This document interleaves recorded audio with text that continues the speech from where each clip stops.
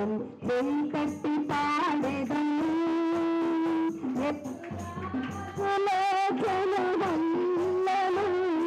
జయమ ఘటించెదను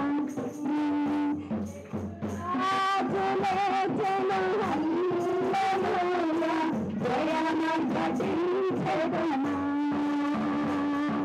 గీతం గీతం జయ జయ గీతం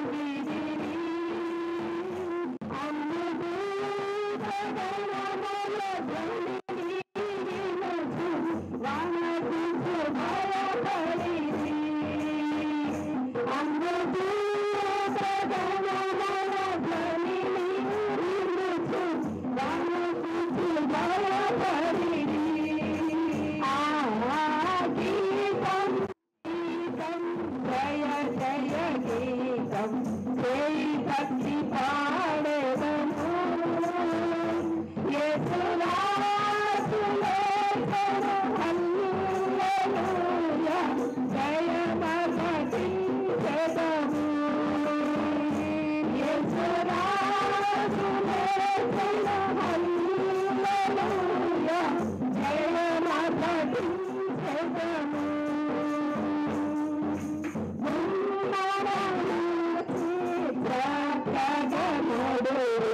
జయ వీరుడు రాధ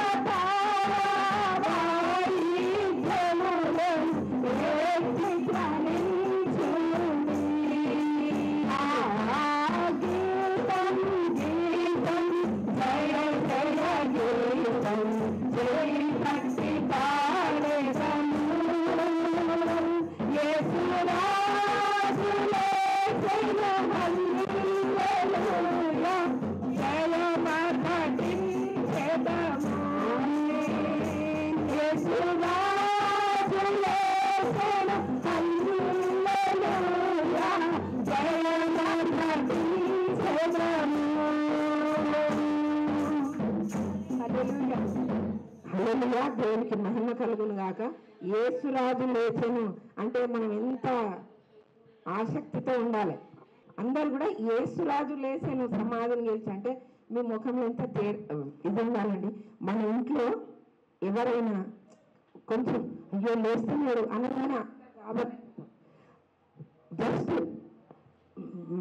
మళ్ళీ అందరం చాలా నిరుత్సాహం అయిపోతాం. ఇంకా మనకు విశ్వాసం ఉండదు, ఏమైపోతుందని భయం ఉంటుంది హృదయంలో. ఆ మనిషి లేచిందనుకో ఎట్లుంటుంది మీ అందరికి పోయి చెప్తారు. ఎంతమందికి చెప్తారు? కనీసం ప్రార్థన చేస్తే ఇట్లా ఇట్లా అట్లనే అంత ఆర్భాటంతో పాడాలి అందరు. హల్లెలూయా, అందరు కూడా చప్పట్లు కొడుతూ యేసురాజు లేచినాను కానీ ఇట్లా ఇట్లా ఉండాలి. జయ జయ జయ గీతం అంటే జయం అంటే ఇట్లా అందరు కూడా ఆసక్తితో పాడు. ఒక వచనం మళ్ళీ హల్లెలూయా హల్లెలూయా హల్లెలూయా. మీరు కూడా ఇక్కడ ఉన్న కూడా జయ జయం అనగానే జయ కొట్టాలి దేవునికి. హల్లెలూయా హల్లెలూయా. మీరు కూడా పిల్లలు జయ కొట్టాలి. రెండో శరణం పాడదు.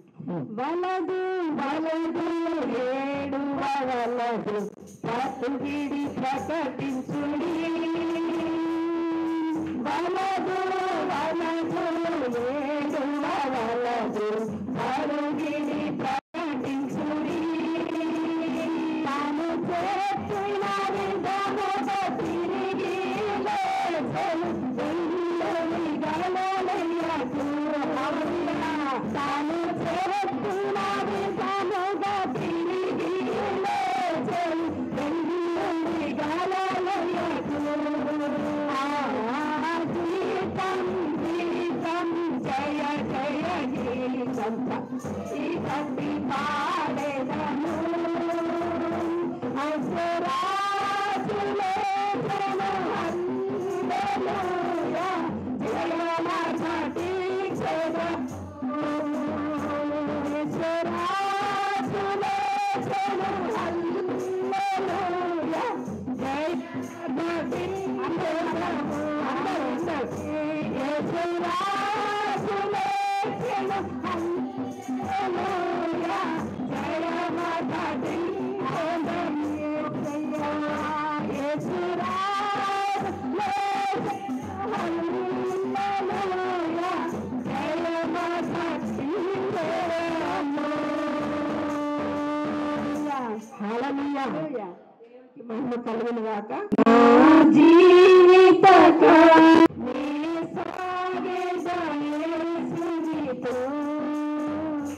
నా జీవిత కాలమంతా యేసుతో నడిచేదా, యేసుతో నడిచేదా, యేసుతో నడిచేదా, యేసుతో నడిచేదా. పరమాత్మ చేరగా నీవుండగా, పరమాత్మ చేరగా నీవుండగా, మనకు వలె సాగేదా, నీ సాగేదా యేసునితో. నా జీవిత కాలమంతా నీ సాగేదా యేసునితో. నా జీవిత కాలమంతా నిన్నుతో శత్రువు వెంటాడినను, లోకసి వెంటాడినను, మహి సముద్రము ఎదురొచ్చిన, మున్ను సముద్రము ఎదురొచ్చిన, ఓడలో సాగెదా, నీ సాగెదా యేసునితో. నా జీవిత కాలమంతా నీ సాగెదా యేసునితో. నా జీవిత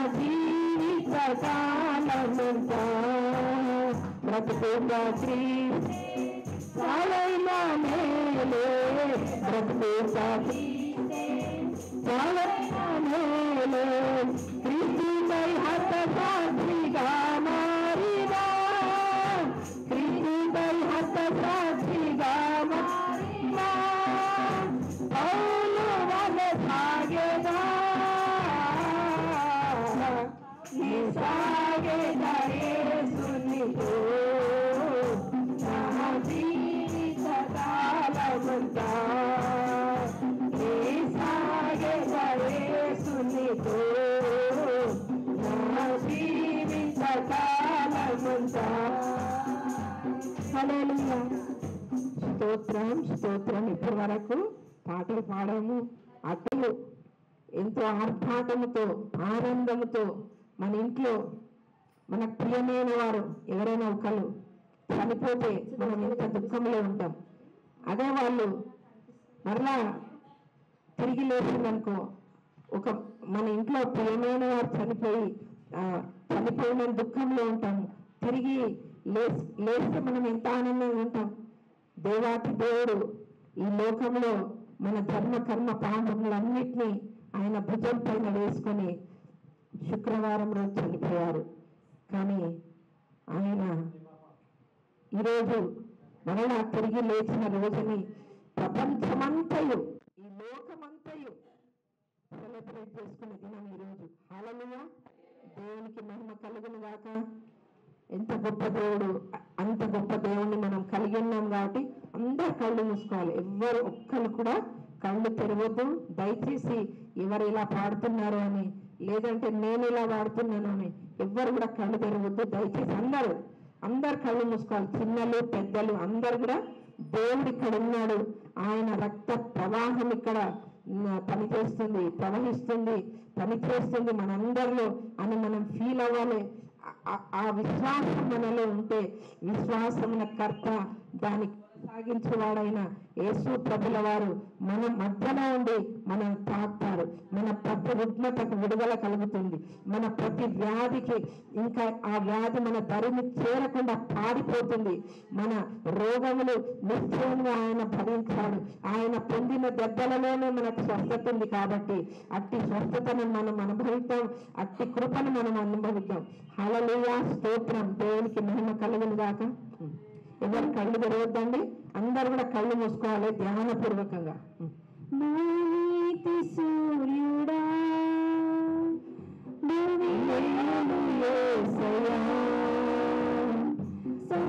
సరిపోచలేరు నీతో ధనులైన వారిని. నీతి సూర్యుడా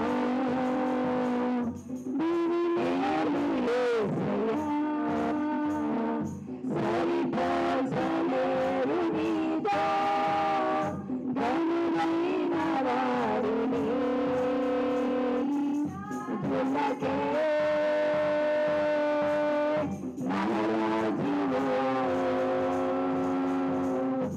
కృప చూపే దేవుడవు నడిపించే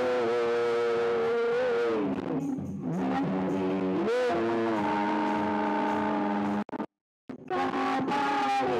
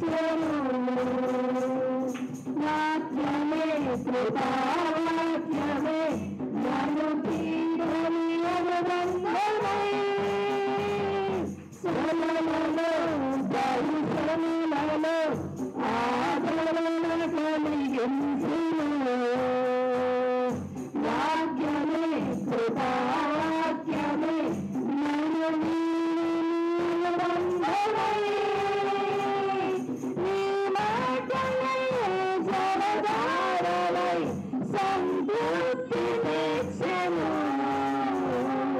నీ మాటలే ఔషధమై గాయములు కట్టెను నీ మాట మధురం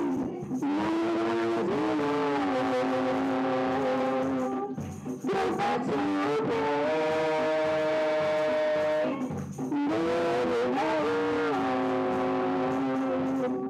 నడిపించే నజరేయుడా కాపాడి కాపాడి సంగమై శాస్త్రమై నన్ను పాలనీయో ఆత్మతో మహిమాత్మతో నేను నిద్రించి ఉన్నావు నీవు సంగమై నీ శాస్త్రమై నన్ను పాలనీ ఆత్మతో మహిమాత్మతో నన్ను నిద్రించి ఉన్నావు నీవు వరములతో వరములతో నీకై బ్రతకాలని తుది శాస్త్ర నీ సన్నిధిలో విజయం చూడాలని ఆశతో ఉన్నానయ్యా కరుణించే యేసయ్యా నీ కోసమే నా జీవితం నిన్ను చేరే రావాలయ్యా నిన్ను చూసే రావాలయ్యా నీతి సూర్యుడా భూమిలోను యేసయ్యా సరిపోల్చలేవు నీతో ధనులైన వారిని నా నీతి సూర్యుడా భూమిలోను యేసయ్యా సరిపోల్చలేవు నీతో ధనులైన వారిని రాజులకే మన రాజువు కృప చూపే దేవుడవు నడిపించే నజరేయుడా కాపాడే కాపాడిని నా నీతి సూర్యుడా భూమిలోను యేసయ్యా సరిపోల్చలేవు నీతో గనులైన వారిని నా నీతి సూర్యుడా భూమిలోను యేసయ్యా సరిపోల్చలేవు నీతో గనులైన వారిని స్తోత్రం స్తోత్రం హల్లెలూయా హల్లెలూయా హల్లెలూయా యేసయ్యానికి వందనాలయ్యా వందనాలయ్యా సరిపోల్చలేవు కాబట్టి నా తండ్రి నీకు వందనాలు చెల్లిస్తున్నాను.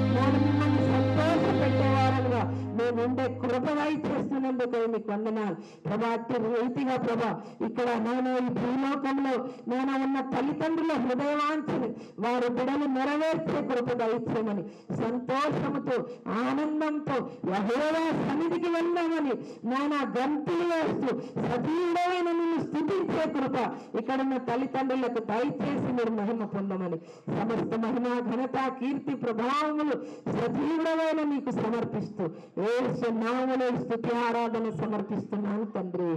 ఆమేన్. అందరు చప్పట్లు కొట్టి దేవుని స్తుతిద్దాం. హల్లెలూయా, స్తోత్రం, హల్లెలూయా. మాట మాట్లాడిన ఆ మాటలోనే యేసు ప్రభుని చూపించి వీళ్ళకి సువార్త చెప్పేవాళ్ళము. ఈ కోవి ప్రాంతాల్లో ఈ చిన్న చిన్న గూడెంలాగా ఉంటాయి అన్నమాట. ఒక 10 ఇంట్లు కలిసి అడవుల మధ్యలో. వీళ్ళందరూ బైబిల్ చెప్తే అర్థం కాదు కాబట్టి వాళ్ళు చేసే పనుల్లో నుంచి, వాళ్ళతో మాట్లాడే మాటల్లో నుంచి యేసు ప్రభుని వాళ్ళకి పరిచయం చేసి సువార్త ప్రకటించాలి అని చెప్తూ ఆయన అంటే ఎలాగో అని అడిగాను. అడిగితే అప్పుడు ఆయన నాతో ఒక చిన్న సూచన ఎలా చెప్పారు, పుడతాడు పుడతాడు పుడతాడు అని చెప్పబడి పుట్టాడు అనుకోండి. ఆ పుట్టుక చాలా ఆశ్చర్యము, ఆ జన్మ చాలా అందరికీ వింత.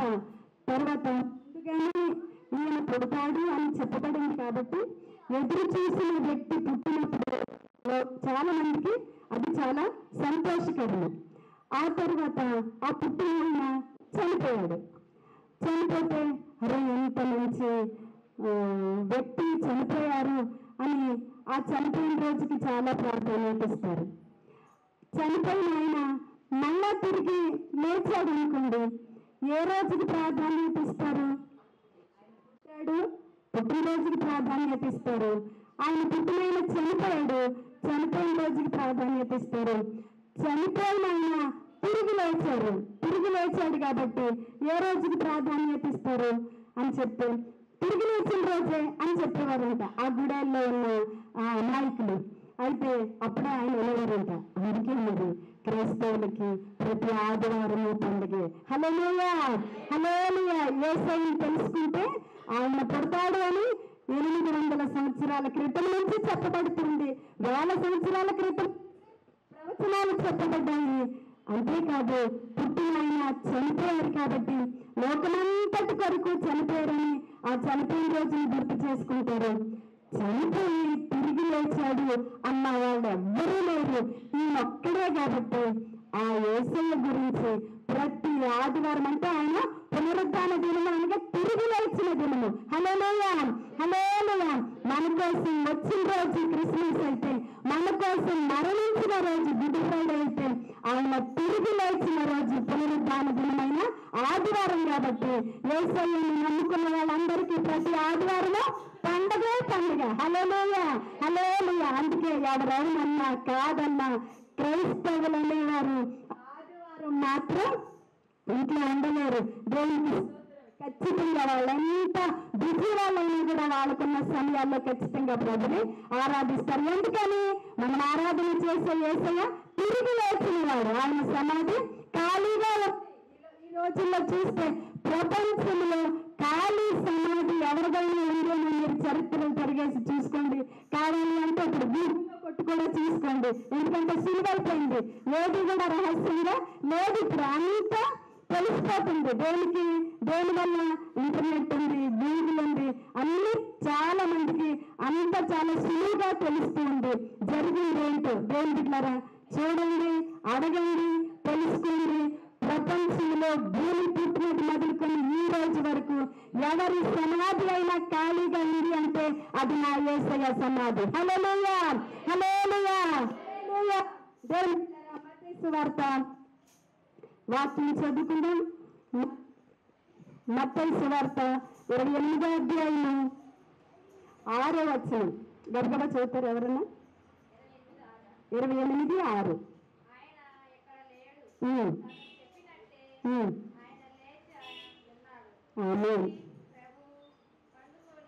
చాలు చాలు చాలు. 6వ వచనం ఒక్కటే. ఆయన ఇక్కడ లేడు, తాను చెప్పినట్టే ఆయన లేచి ఉన్నాడు. అలాగే మార్కు సువార్త 16వ అధ్యాయము మార్కు సువార్త 16వ అధ్యాయము 6వ వచనం చదువు. 6వ వచనం చదువు.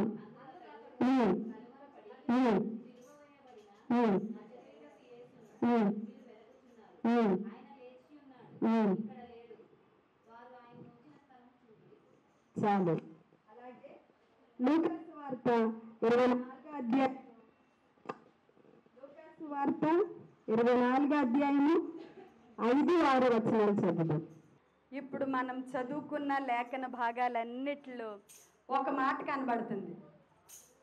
అర్థమైందా? మనం చదువుకున్న మత్తయి సువార్త, మార్కు సువార్త, లూకా సువార్త 3 సువార్తల్లో కూడా ఒక మాట మాత్రం ఖచ్చితంగా కనబడుతూ ఉంది. ఏ మాట అది? ఆయన ఎక్కడ లేడు. ప్రార్థన చేసుకుందాం, కళ్ళు మూసుకుందాం. దేవుని బిడ్డలారా, మనం వచ్చింది యేసయ్యను మహిమపరచటానికి, ఆయనను స్తుతించటానికి, ఆయన సన్నిధిలో ఆయన చేత దీవించబడటానికి, ఆయన నామాన్ని ఘనపరచటానికి.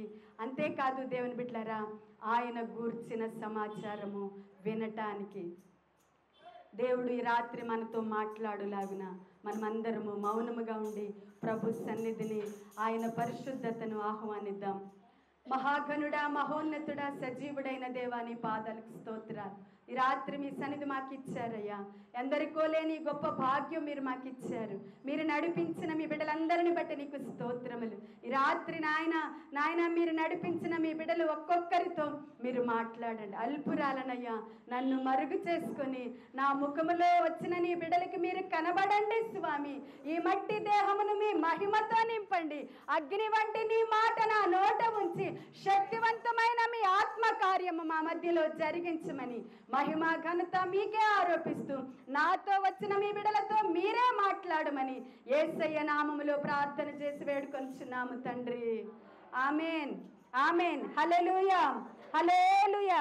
దేవుని బిడ్డలారా, ప్రతి వచనము మనం చదివిన ఈ 3 సందర్భాల్లో కూడా ప్రతి వచనము ఆయన ఇక్కడ లేడు. హల్లెలూయా. ఎక్కడ లేడు ఆయన ఎక్కడ లేడు? ఆయనను వీళ్ళు ఎక్కడ వెతుకుతున్నారు అని అంటే, యేసయ్యను ఎక్కడైతే సమాధి చేశారో ఆ సమాధి చేసిన స్థలానికి వెళ్ళి సమాధి చేయటమే కాదు, సమాధి పైన చాలా పెద్ద రాయి పెట్టారంట, చాలా పెద్ద బండ పెట్టారు. ఎందుకు పెట్టారు అని అంటే, ఆయన చెప్తూ ఉన్నారు ఏమని? నేను మరణించటానికే, మీ యొక్క ప్రతి పాప శాప భయంకరమైన జీవితాల నిమిత్తము మానవాళి కొరకు మరణించటానికే ఆయన పుట్టాడని తెలుసు. అంతేకాదు, ఆయన మరణించి సమాధిలో 3 దినములు పాతి పెట్టబడి తిరిగి లేస్తాడు అనే శుభవార్త యేసు ప్రభు వారు 3.5 సంవత్సరాలు వచ్చినటువంటి ఆ పనేంటో చాలా క్లియర్గా చెప్పారు. వచ్చిన వారికి చెప్పారు, కూడా ఉన్న శిష్యులకి చెప్పారు, ప్రతి ఒక్కరికి కూడా నేను మీ మధ్య కొంతకాలమే ఉంటాను. హల్లెలూయా, హల్లెలూయా. నేను మీ మధ్య కొంతకాలమే, నేనున్నప్పుడే ఈ విషయాలన్నీ మీరు తెలుసుకోవాలి. కొంతకాలం తర్వాత నేను ఇక్కడ ఉండను అని ఆయన చాలా స్పష్టంగా శిష్యులతోనూ ఆయన ప్రసంగం చేసిన ప్రతి సందర్భంలో కూడా చెప్పేవారు. చెప్పినప్పుడు చాలా మంది విన్నారు. ఆయన సువార్త ప్రకటించినప్పుడు చాలా మంది విన్నారు. చాలా మందిలో విన్న వారిలోనే ఆయనను అప్పగించేవారు ఉన్నారు, ఆయనను పట్టుకున్న బందిపోట్లు ఉన్నారు, ఆయనను ఇబ్బంది పెట్టి ఈయన యూదుల రాజు అని చెప్తున్నాడు, మేమే రాజులుగా ఉండాలి, మేమే పరిపాలించాలి, మా పరిపాలన పైన ఇంకొకరు ఎవరు, ఈయన ఎవరు అసలు అని వాళ్ళ స్థానానికి లేకపోతే వాళ్ళు కూర్చుండే ఆ పీఠాలకి దేవుని బిడ్డలారా వాళ్ళకి ముప్పు వస్తుందని ఎవరైతే అధికారులుగా ఉన్నారో వాళ్ళకి భయం కలిగి ఈయనను ఇక్కడ నుండి వెళ్ళగొట్టేయాలి, ఉంచకూడదు, అంటే ఈ భూమి మీద నుంచే ఆయనను వెళ్ళగొట్టేయాలని ఎవరైతే రాజరికం చేస్తూ ఉన్నారో హేరోదు రాజుకి ఆ స్వభావం వచ్చింది. ఏమని? నేనే రాజు, ఇంకొక రాజు అసలు ఎవరు పుడతారు అని ఎంతో కలవరం అయిపోయారని వాక్యం సెలవిస్తూ ఉంది. అంతేకాదు ఈయన 3వ రోజున తిరిగి లేస్తాను అని అన్నాడు కాబట్టి ఖచ్చితంగా లేస్తాడు. లెగకుండా ఉండాలి అంటే మనం ఏం చెయ్యాలి అని వాళ్ళ ఆలోచన చేసుకుని ఆ మాట చదువుదాం. మత్తయి సువార్త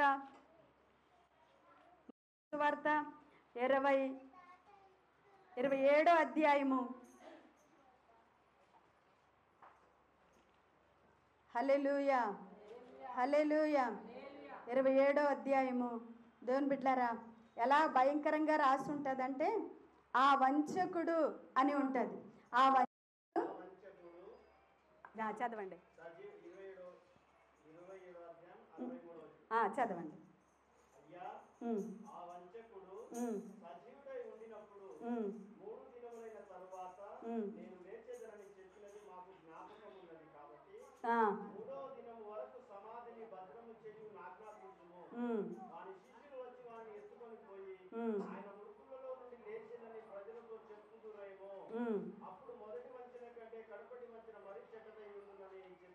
చూసారండి?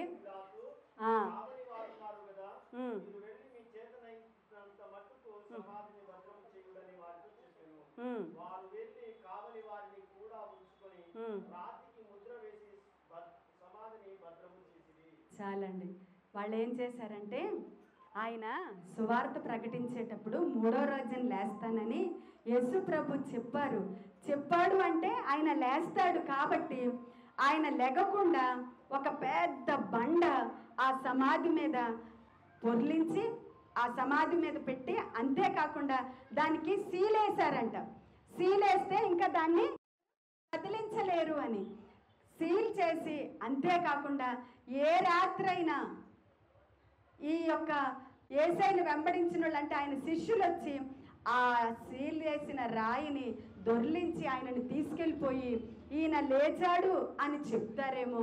ఆయన మొదట చేసిన దానికన్నా తర్వాత చేసింది ఇంకా ఘోరంగా ఉంటుంది. అంటే ఇంకా వీళ్ళ స్థితి దిగజారిపోతుందనే భయము వీళ్ళలో ఉండి దేవుని బిడ్డలారా అంత పగడబందీగా ఆ సమాధిని భద్రం చేసి కావలి వాళ్ళని ఉంచారంట. కావలి వాళ్ళని ఉంచటమే కాదు, ఇంకా ఏం చెప్పారు అని అంటే ఆయన లేచాడు, ఆ సమాధి రాయి దొర్లించబడింది, ఆయన లేచాడు అని తెలిసిన తర్వాత వీళ్ళకే ఒకలాంటి తెలియని భయము. ఆయన లేచాడు అంటే ఇంకా మన పవర్ ఏమి ఉండదు, ఇంకా మన మాటలేమి సాగవు. ఆయనే ఇప్పటికే గొప్ప పేరు తెచ్చుకున్నాడు కాబట్టి ఇంకా మన స్థానము ఇంకా మన బలం ఏమి ఉండదనే భయానికి వీళ్ళు లంచం ఇచ్చి మనుషులను పెట్టి ఏమని చెప్తారంటే ఆయన లెగలేదు అని డబ్బులు ఇచ్చి సాక్ష్యం చెప్పిస్తారు. ఆ మాట కూడా ఉంటుంది దేవుని బిడ్డారా. ఆ మాట దేవునికి స్తోత్రం, హల్లెలూయా. ద్రవ్యమిచ్చి అని ఉంటుంది. 28వ అధ్యాయము 11వ వచనం నుంచి చదివితే, వారు వెళ్ళుచుండగా, మత్తయి సువార్త 28:11 నుంచి నేను చదువుతున్నాను. వారు వెళ్ళుచుండగా కావలి వారిలో కొందరు పట్టణంలోనికి వచ్చి జరిగిన సంగతులన్నిటినీ ప్రధాన యాజకులతో చెప్పిరి. కాబట్టి వారు పెద్దలతో కూడి వచ్చి ఆలోచన చేసి ఆ సైనికులకు చాలా ద్రవ్యం ఇచ్చి, మేము నిద్రపోవచ్చుండగా అతని శిష్యులు రాత్రి వేళ వచ్చి అతనిని ఎత్తుకొని పోయిరని మీరు చెప్పుడి. ఎంత ఘోరమండి అసలు. దేవుని బిడ్డలారా, ఎంత ఘోరంగా ఆలోచన చేస్తున్నారంటే ఈ ప్రధాన యాజకులు తర్వాత పెద్దలు కూడా ఈయన లేచాడు అనే విషయం తెలిసిన తర్వాత, అంటే 28వ అధ్యాయము మత్తయి సువార్త 6వ వచనంలో మనం చెప్పాం కదా, ఆయన చెప్పినట్టే తిరిగి లేచాడు. ఆయన ఇక్కడ లేడు. ఎక్కడ లేడు? సమాధిలో లేడు.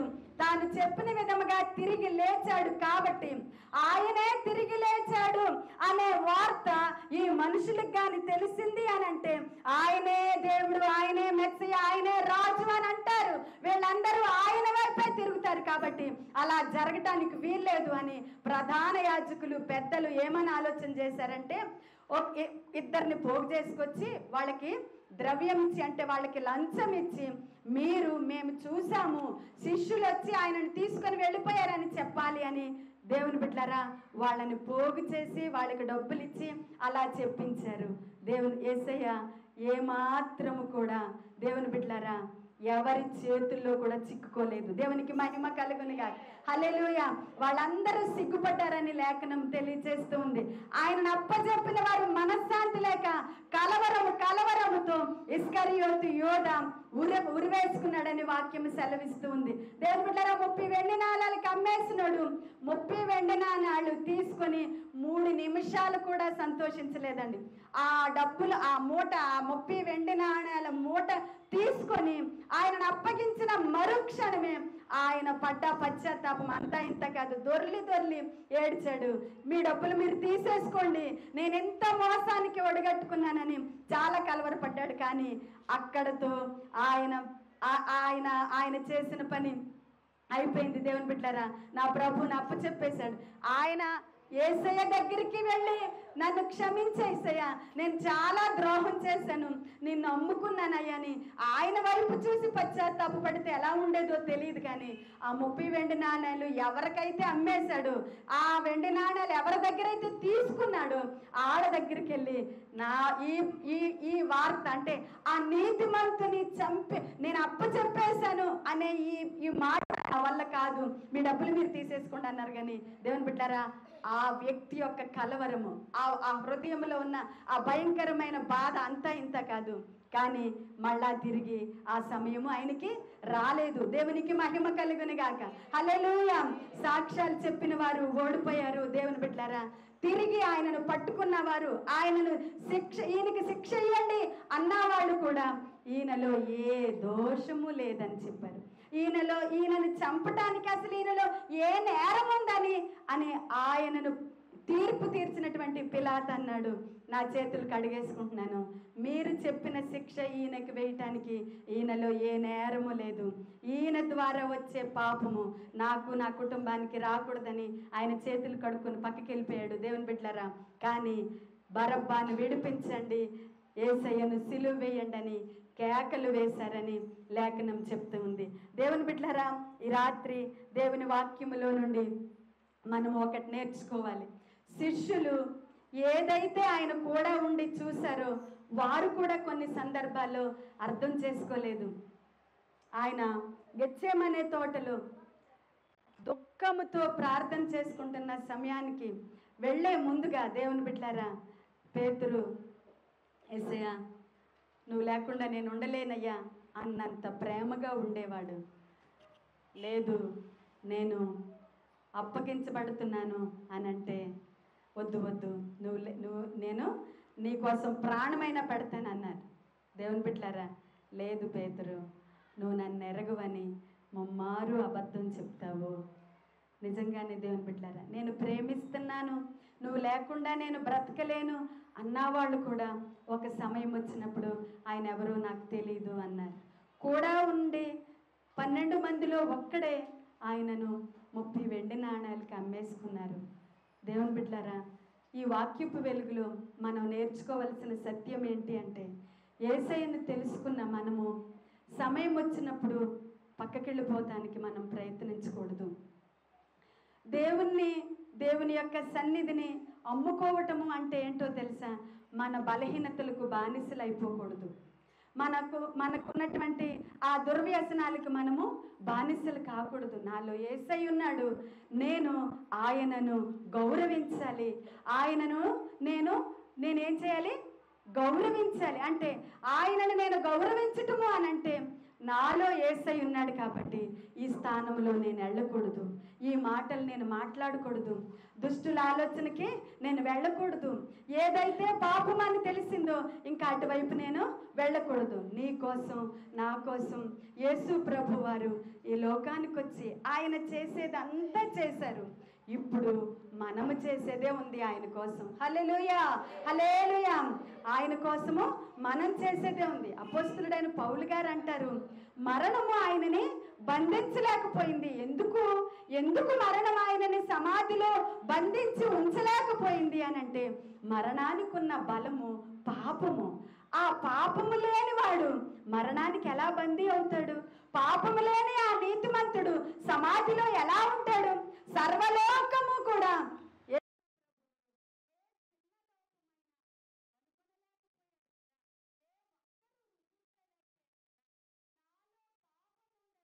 మీలో ఎవరైనా రుజువు చేయగలరా?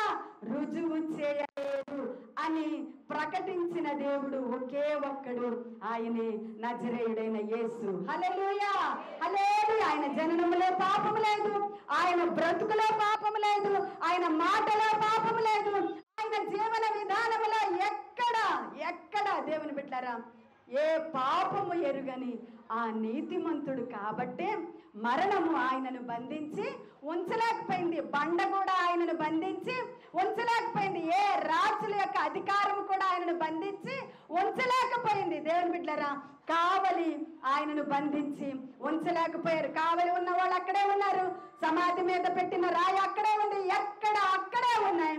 నా యేసయ్య తిరిగి లేచాడు. హల్లెలూయా, హల్లెలూయా, హల్లెలూయా. దేవుని బిడ్డలారా, ఈనాడు యేసు ప్రభుని నమ్ముకున్న వారి ధైర్యం ఏంటి అని అంటే, మరణమును గెలిచిన జయశీలుడు ఆయన. దేవునికి మహిమ కలుగును గాక. సర్వ అధికారము కలిగిన వాడు మనం ఆరాధన చేసే యేసయ్య. సర్వాధికారి అయిన యేసయ్యను నమ్ముకున్న మనకు భయమే లేదండి. ఎందుకంటే ఆయన దేనికి కూడా బానిసగా లేడు. దేవునికి మహిమ కలుగును గాక. హల్లెలూయా, హల్లెలూయా. పాపాన్ని, శాపాన్ని, లోకాన్ని, సమస్తాన్ని, అన్నిటికన్నా భయంకరంగా ఏలుబడి చేస్తున్న మరణాన్ని గెలిచిన వాడు ఆయన. అపోస్తుల గ్రంథకర్త చాలా చక్కగా రాశారు. ఒకసారి ఆ మాట చదువుదాం. అపోస్తుల కార్యాల గ్రంథము 2వ అధ్యాయం 24వ వచనం చదివితే, మరణమంట ఆయనను బంధించి ఉంచలేకపోయిందంట. ఎందుకు అంటే దేవునికి మహిమ కలుగును. ఆ ఒక్క మాట చదువుదాం. అపోస్తుల కార్యాల గ్రంథము 2వ అధ్యాయం 24వ వచనం.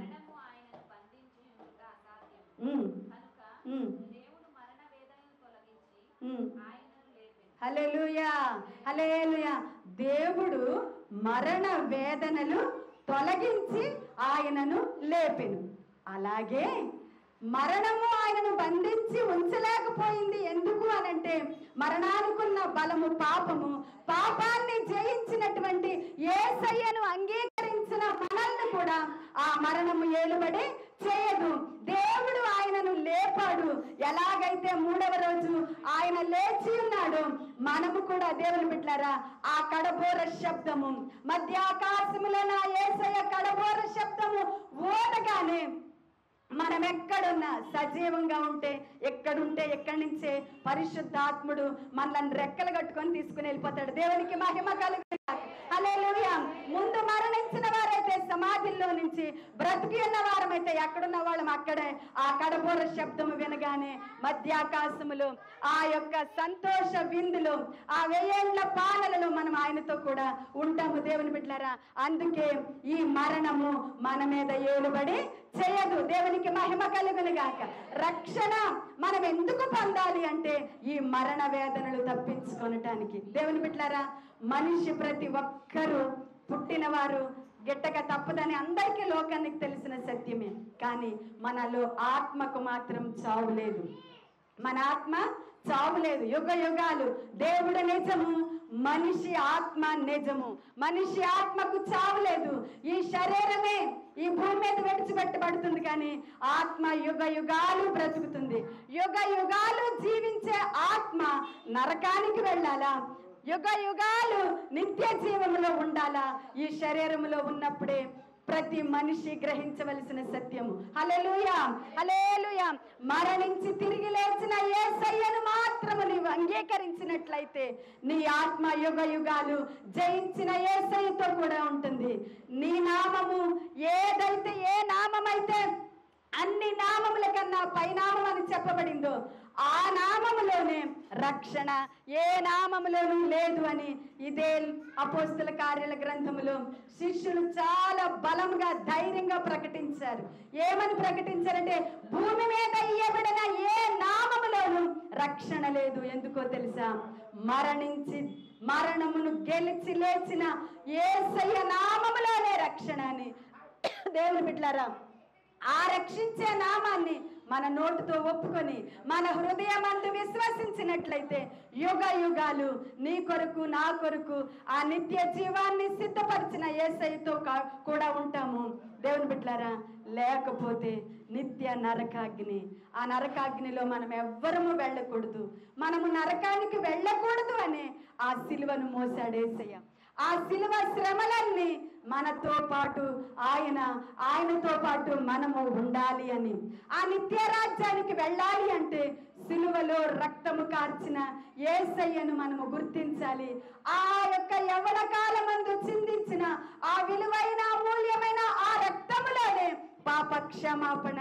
యేసు క్రీస్తు నీ నోటితో ఒప్పుకుంటే, నీ హృదయమందు విశ్వసిస్తే, ఆయన రక్తము క్రిందకి నీవు వచ్చినప్పుడు దేవుని బిడ్డలారా నిత్యము ఆయనతో పాటు ఉంటావు. లేకపోతే మన యొక్క ఆత్మ యుగ యుగాలు అగ్నిలో కాల్చబడుతుంది. ఇది సత్యం అండి, ఇది సత్యం. ఈ మాట మీరు ఖచ్చితంగా నమ్మాలి దేవుని బిడ్డలారా.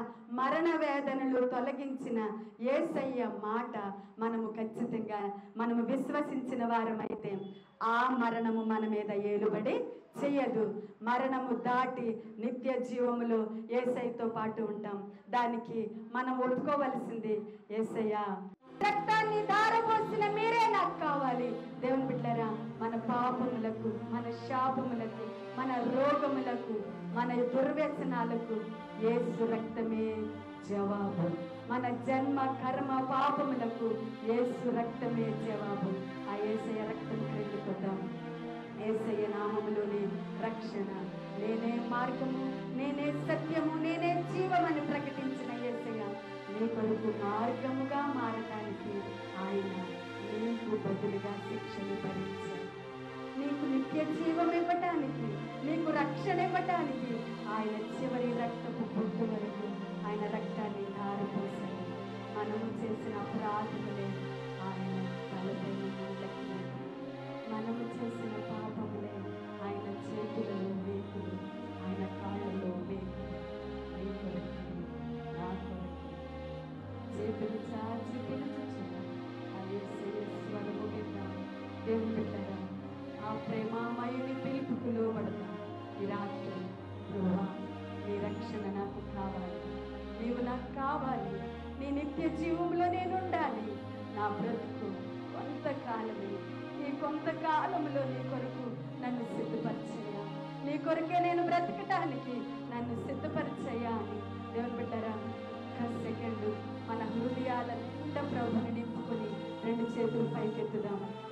రెండు చేతులు పైకెత్తుదాం. యేసయ్యా, నీ ప్రేమ నాకు కావాలి. నా బలహీనతలు నాకు బాధ కలిగిస్తున్నాయ్యా. నీ మంచితనము నాకు కావాలి. కల్వరిలో నీవు చూపిన ఆ మధురమైన ప్రేమలో నేను ఉండాలి. నిత్య జీవము నా కొరకు సిద్ధపరిచిన నీతోనే